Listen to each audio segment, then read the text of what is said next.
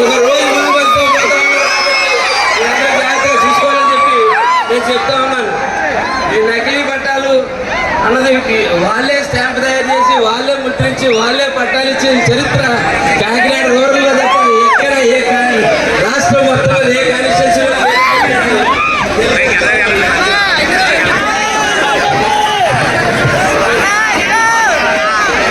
నియోజకవర్గంలో లాయర్లు తన చేతిలో పెట్టుకుని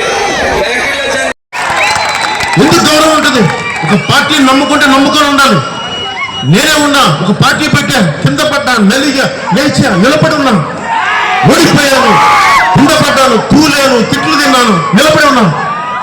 అలాంటిది ఏ విధంగా పట్టాలు మంజూరు చేయలేదు అని చెప్పినప్పుడు ఇక్కడ పట్టాలు వేస్తున్నారు.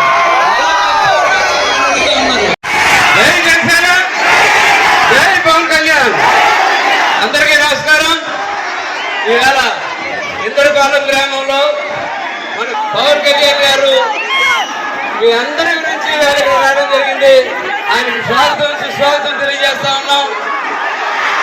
అలాగే ఆయనకి మన విషయాలు, ఇక్కడ జరుగుతున్నటువంటి పరిపాలన విధానం, ఇక్కడ జరుగుతున్న అభివృద్ధాలు, మనం వస్తే ఏం చేస్తామన్నది మన ఆలోచన విధానం అని వారి సమక్షంలో మాట్లాడే అవకాశం దొరికినది నేను అదృష్టంగా భావిస్తా ఉన్నా. మీ అందరికీ తెలుసు, లోకల్ గూడు కదా కింద గ్యాస్ పైప్ లైన్ వెళ్తామని తెలుసు. కాకినాడ రూరల్ ఎమ్మెల్యే అభ్యర్థిగా పంత నానాజీ పోటీ చేస్తున్నారు. ఈ సందర్భంగా ఆయన నామినేషన్కి వెళ్ళడం జరిగింది.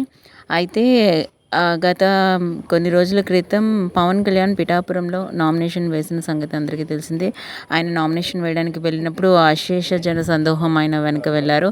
అంత జనం వచ్చారంటే ఇంకా బయట వేరే ప్లేసెస్ నుంచి ఫ్యాన్స్ కూడా అక్కడికి రావడం జరిగింది. టీడీపీ, జనసేన, బీజేపీ ఉమ్మడి కూటమిలో ఇప్పుడు పిఠాపురంలో జనసేనకి ఏ విధంగా అయితే పార్టీ టికెట్ని ఇచ్చిందో అలాగే కాకినాడలో కూడా జనసేనకే టికెట్ని ఇవ్వడం జరిగింది. జనసేన తరపు నుంచి పంతం నానాజీ పోటీ చేస్తున్నారు. ఈ సందర్భంగా ఆయన నామినేషన్కి వెళ్తున్న శుభ సందర్భంలో టీడీపీ మరియు జనసేన అధినేత పవన్ కళ్యాణ్, టీడీపీ అభ్యర్థులైనటువంటి మాజీ ఎమ్మెల్యే పిల్లి అనంతలక్ష్మి సత్యనారాయణమూర్తి వీళ్ళు కూడా పంతం నానాజీకి సపోర్ట్గా ఆయన వెనకాల నామినేషన్ టైంలో వెళ్ళడం జరిగింది. ర్యాలీగా వెళ్ళి ఇంద్రపాలెంలో జరిగిన ఈ ర్యాలీకి అశేష జనసందోహం వచ్చింది. పార్టీ పరంగా కావచ్చు, అదేవిధంగా పవన్ కళ్యాణ్ చూడాలి అనే ఉద్దేశంతో ఆయన ఫ్యాన్స్ కావచ్చు, మొత్తం ఇంద్రపాలెం ముసలమ్మ తల్లి గుడి ప్రాంతం అంతా కూడా జనసంద్రంగా మారింది. ఒకసారి మనం జనాల్ని చూడొచ్చు ఎంత ఇదిగా వచ్చారని. అంతేకాకుండా పవన్ కళ్యాణ్ ఫొటోస్ని, జనసేన జెండాల్ని పట్టుకొని ప్లకార్డులతో భారీగా ఆ ర్యాలీలో పాల్గొన్నారు. పిఠాపురంలో అయితే ఖచ్చితంగా పవన్ కళ్యాణ్ వస్తాడు అనే చెప్తున్నారు. అయితే అక్కడ రాకుండా వైఎస్ఆర్సీపీ రావడానికి కూడా చాలా ఛాన్సెస్ ఉన్నాయని కొంతమంది అంటున్నారు. ఏదేమైనప్పటికీ ఎలక్షన్ అయిన తర్వాతే మనం చెప్పగలం. ప్రస్తుతానికైతే ఇక్కడ కాకినాడ రూరల్లో మాత్రం నానాజీ 90% వచ్చే ఛాన్సెస్ కనిపిస్తున్నాయి. చివరి వరకు చూడండి. పవన్ ఈసారి చాలా నిదానంగా మాట్లాడారు, పూనకం వచ్చినట్టు కాదు.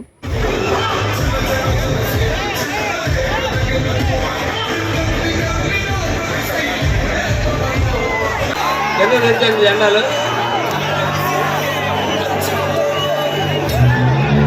ఇక నానాజీ నామినేషన్కి పవన్ కూడా వస్తున్నాడు అనడంతో అక్కడికి అశేష జనసందోహం వచ్చింది.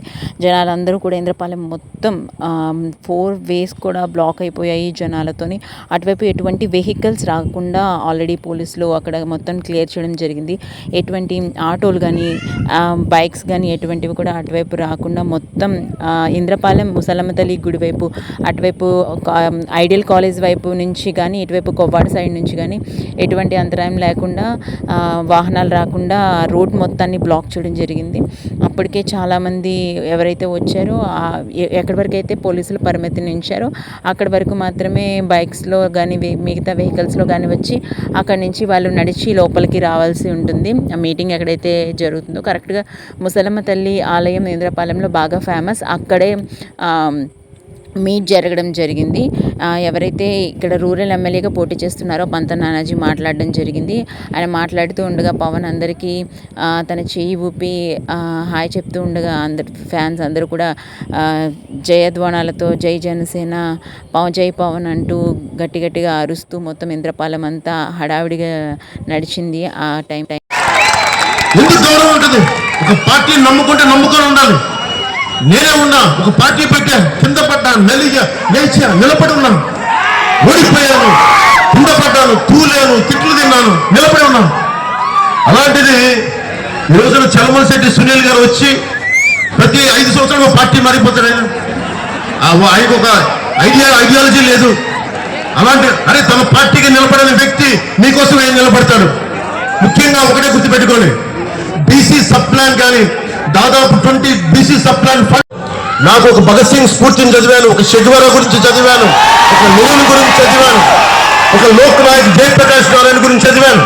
వాళ్ళందరి స్ఫూర్తి జీవితం కేవలం నీ ఒక్కడి కోసం కాకుండా సమాజం కోసం బతకాలని ఒక స్ఫూర్తి నన్ను రాజకీయాలకు తీసుకొచ్చింది. కన్నబాబు లాంటి డొక్కు స్కూటర్లో తిరిగే కన్నబాబు మా దగ్గరికి వచ్చిన రోజున నేను ఆశయం కోసం నిలబడి నలిగిపోయాను. దశాబ్దంగా నేను నలిగిపోయా. అందరి చేత మాట్లాడిపించుకున్నా. చిరంజీవి గారు పెట్టిన భిక్ష తీసుకొని ఈ వైసీపీ ఎమ్మెల్యే కన్నబాబు ఆయన పడేసిన భిక్ష, ఆయన పడేసిన భిక్షని వైఎస్ జగన్ ఆయన్ని పాపం సంబంధం లేదు. సినిమా నటులకి ట్రేడ్కి, సినిమా హీరోలకి సంబంధం లేదు. దానికోసం ప్రొడ్యూసర్ గిల్డ్ ఉంటుంది. చిరంజీవి గారి అహంకారంతో జగన్ మహేష్ బాబుని, ప్రభాస్ గారిని, చిరంజీవి గారిని రమ్మని పిలిచి వాళ్ళందరూ మీ అందరికీ తెలుసు, వాకల్ గుడి కదా కింద గ్యాస్ పైప్ లైన్ వెళ్తారని తెలుసు.